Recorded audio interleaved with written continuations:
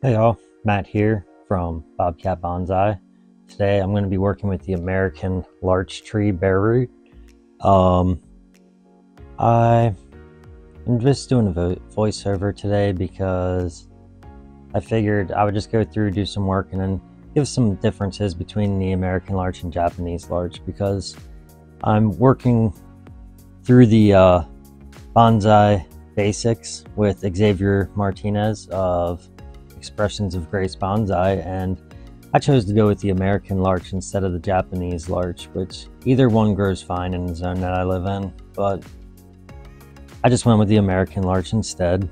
I think it'll be super cool to be going through all this with Xavier, and I did a few different things, but let me get through walking you through what's going on here.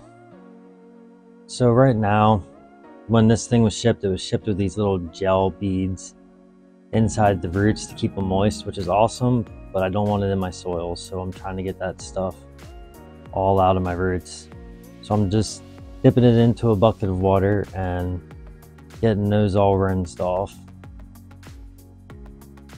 So once they're rinsed off, I'll just let them sit in the water, and I will be removing, well, trying to clean up the area a little bit before I get to work. So we just dropped the rest of those silica bead pellets down into the bottom of that bag it was transported in. Now we're taking our pond baskets and adding some screens to the bottom, and then we will put screen that wraps all the way around the outside edges.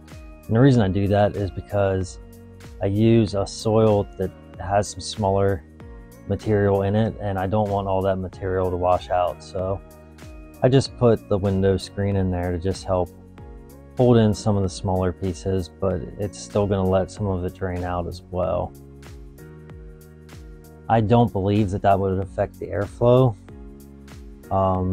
My thought is there's still all the holes running down the sides. I just made them a little bit smaller, so there should still be good airflow for the roots to take off and grow. So now I bring up my big old bucket of soil here and my flower shovel, and we'll start filling these buckets up a little bit, or the pond planters up a little bit. That way we can get all set up and moved on to the next part. The mixture that I have here is actually bonsai soil from Superfly Bonsai that I then mixed with Fox Farm organic soil, and I added a little bit of cocoa coir and Canadian sphagnum peat moss to it, just for a little bit extra water retention.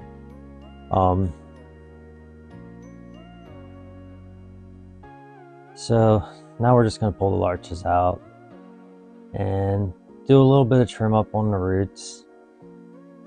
So what I'm doing right here is a scratch test.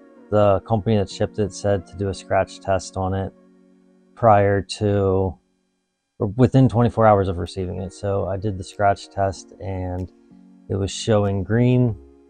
So it looks like this little tamarack or American larch tree, same name, different trees, are doing just fine.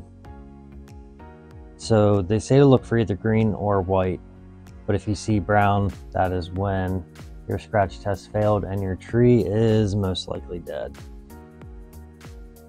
So I took a little bit off, and I'm like, okay, I don't want to do too much root trimming because of it being a new little tree. But as you're seeing here, I'm going back, I'm trimming up the sides a little bit more, and I'm trying to sort out the root base. Like Xavier said, we need to deal with the roots, but then the next thing you know, just that little root trim becomes a very, very big root trim.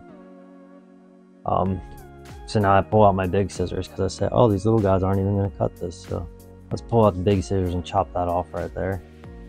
So we are working our way through now and have the roots all set up. So now I'm just going to top all the branches down to a few buds. That way there's not as much pull come springtime to try to feed all the way up those branches. Plus, I have no intention of keeping those branches near that long anyway.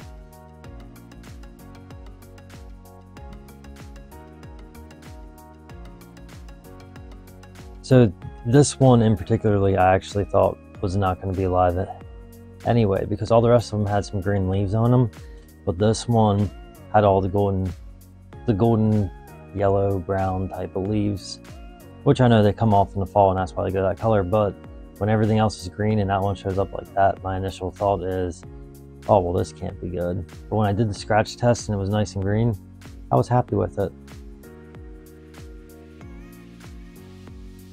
So now I'm spreading out the roots over top of the soil, and I know these pots look small, but they're actually a 4-inch diameter pot. So I don't know, to me I feel like that should be plenty of space to begin to grow the roots out. Get them to grow out, hit the walls, and grow down.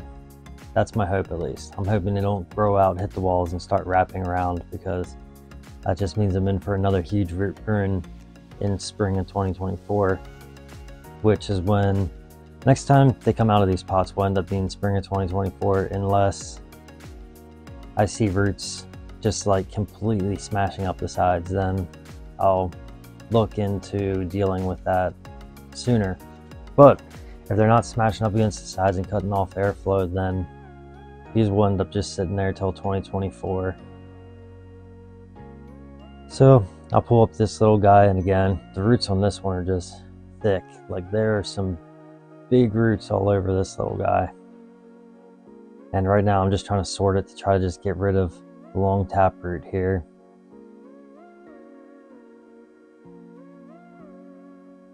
So I get that removed, and then I begin to shorten up the rest of the roots.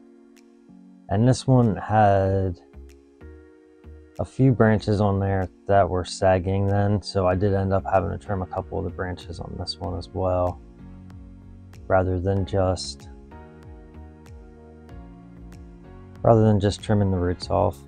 But there was also some high root growth, like right there, that I took down, and I am leaving some of the higher roots for now, which I will then later turn around and trim off once we get some more root growth down lower. Because if you look lower below that one thick root that's up the highest, that seems to be about where my Navarre is going to be at. So we need to get down to that point to work with it.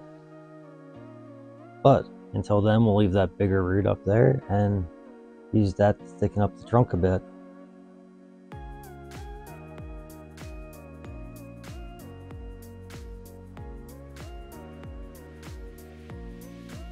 So I know with a lot of Xavier's, when he did them, he ended up topping the tree as well. But I opted into not topping trees on all of these because that wasn't something I wanted to do yet. We're going to do a trial and error, which we will see later.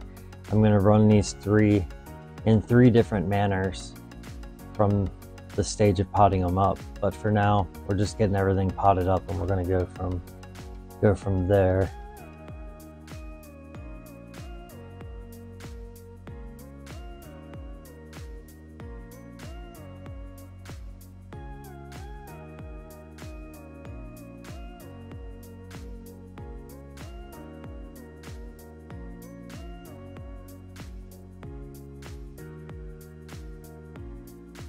So it's important to make sure you're getting the soil underneath all the roots, because you don't want any air pockets around the roots either. That could end up causing some issues like root rot later on for you.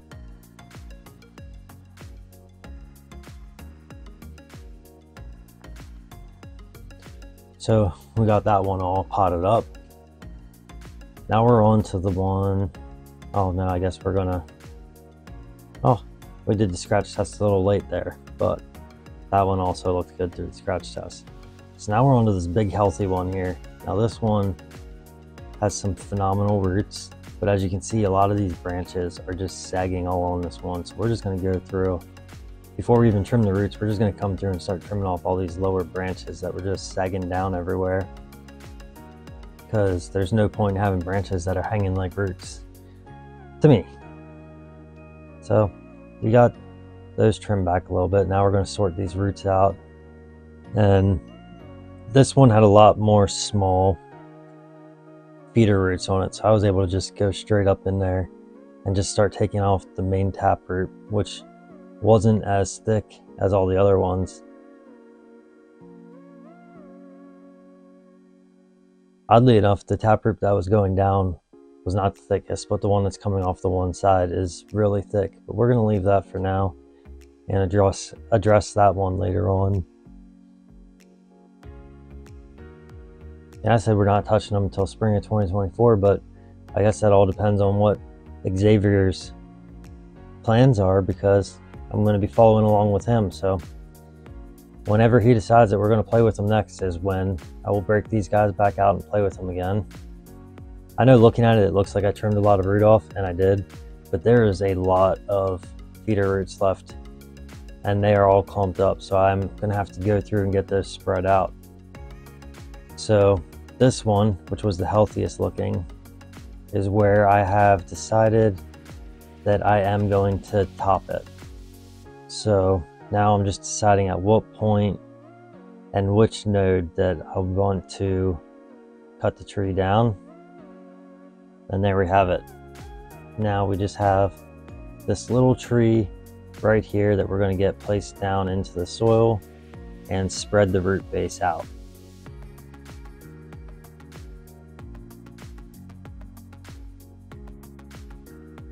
So as we see here, we cut quite a bit off. I believe it was about 14 inches that we took off the top of this one. So I guess that's good. Take off a lot of roots, take off a lot of the top. That way all the energy is stored up inside there. And then now I'm just feeding the soil around the base of it, just making sure everything is all set to go. So now we'll just pack it all down in there. So I think this is pretty cool working with Xavier. On the whole bonsai basics thing, it just seems like a cool idea to collaborate from distances like this. If you like this kind of content, let me know, because I think the collaborations are the best way for me to learn from these guys with so much more experience. Definitely, if you enjoy the video, hit the like button as well. Right now I'm breaking out some cut paste. I know the cuts weren't huge, but for the safety of the tree, I'm just going to paste all of it and make the tree feel like it was never cut at all. Well, I guess at the end of the day, if you put a band-aid on a scrape, you still know you scraped yourself, so I'm sure it still knows that it was cut. But let's just prevent some infection and stuff by just getting it all sealed up.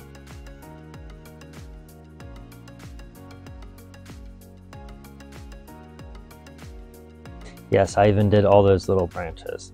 But the main reason I did all those little branches is because I was just trying to get the rest of the cut paste off my fingers, because I'm inside, so I didn't want to just wipe it on the ground indoors. That would just be weird. But here's my little tree right here. Alright, so now we'll look at the other one again. Just take a little dance around that one.